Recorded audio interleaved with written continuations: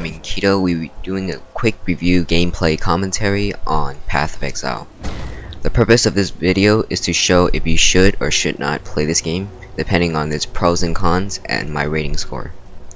Please note that I am also playing this game while commentating. It may not sound like a good idea, but it's better this way than talking to myself and not playing. As well as, these reviews are my own opinion, my own experience, so if you were to comment against it, just know that everybody's experience is different. I'll be listing some pros and cons, like I said, and you can judge this game if you want to play or not. Comment below. Let's get started with the pros, and let's get started killing more monsters. I'm not playing this game very seriously since it's kind of hard to focus on talking and playing game. I don't know how other people do it, but whatever. First pros. I'm gonna show you the skill tree. This thing is damn huge. It looks really confusing. That's actually more of a con, but since every class has the same exact skill tree, but every class you start from a different tile, I believe. Like maybe a warrior or something. Marauder start here. I forgot how it works. There are millions of ways to build your character, millions of paths to choose. You can build it high critical, high lifesteal. It's basically League of Legends with all those classes and ways to build, but no carry. You kind of suck. This game is quite similar to Diablo. If you haven't noticed, like a whole lot of monsters killing you. If you're interested in that game, then this game you quite want to consider playing. It's a free Diablo, so yay. And there's a rumor that, or if it's true, that some workers from Blizzard, like I was saying, this game is similar to Diablo. I've never played Diablo myself since I'm basically a free gamer. I don't spend much money or at all on gaming. Cause I'm poor. I am poor. Also, you see a whole lot of monsters, and you die really easily in this game, so that's one of the cons. Yeah. That means one of the pros and cons, you consider which one, is you require teamwork. That is good for a lot of games, personally, because what's an MMORPG without interacting with other players? Like, I played millions of MMOs and you can just solo all day, which isn't the huge point of MMOs. Ah god, flaming frogs. Sorry I'm lagging a little. You see how amazing these graphics even though I turned it down. I should be playing my game. Oh, see, you die really easily. I got stuck there. And yep, you cannot, these mobs, you can't move away from them. They have a hitbox, which is pretty smart. Makes the game a bit harder and challenging. I'm currently about a week into this game, so I don't have a whole lot of experience, but good enough. Since everybody basically play 1 or 3 weeks of game to decide if they should continue playing. And oh whoops, that's not the map. I forgot what's the map button. It's not M. Oh, there it is.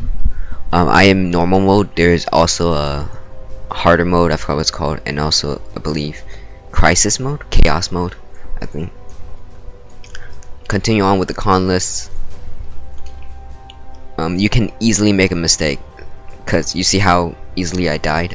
I basically made a mistake on my tanking abilities, since right here is a lot of HP and tank. Even though I got these, it's pretty hard to survive in this game, which basically need a lot of teamwork. Patience is a huge thing to this game. Like if you want to go around here, I'm building a high critical, so I'm looking to fill this up, which is gonna take forever to get to her. You get 1 point per leveling up, and leveling up takes not that long, 10 minutes tops at my level. 20 minutes, 30 minutes, higher levels. You rarely get refund points, so if you make a mistake, yeah, you're pretty screwed. Once again, easily dead. And if you're new to PC gaming, or if you're new to Diablo, you never even heard of Diablo, you never played strategic gaming or gaming where you have to kill a huge amount of mobs, then this game is not really easy for you. Also about the company. The company is called GGG. I believe it means Grinding Gear Games. If you look at their website and look at their support packs, which is the same thing as founder packs, you can see some of them are hugely pricey. Like, some of them are pretty cheap, like $20, $30 you can support them. But there's one that costs $12.5 thousand, 12.5k USD. And one person in the world bought it, I believe. I forgot what his name. And he said he wanted to support the game financially, but he doesn't really like the game himself. Which 12.5k is a lot. And he said he doesn't have a good job, he just got lucky with money.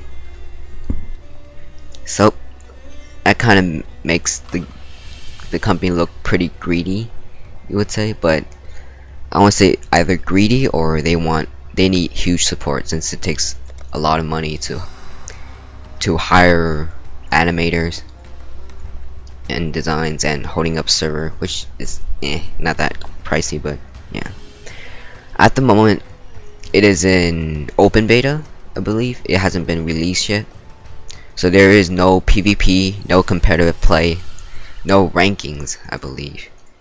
Let's see, yeah, no rankings. There's a party thing, which is kind of useful, not a good sorting way. Trading system, there is that. I don't know much about the economy in this game. And also, one thing interesting I forgot to point out, there is no currency. How can there be no currency? No economy without currency. Well, these things are called cash items, which they benefit by, see, they unlock effects on weapons, unidentified weapons, and they also count as money.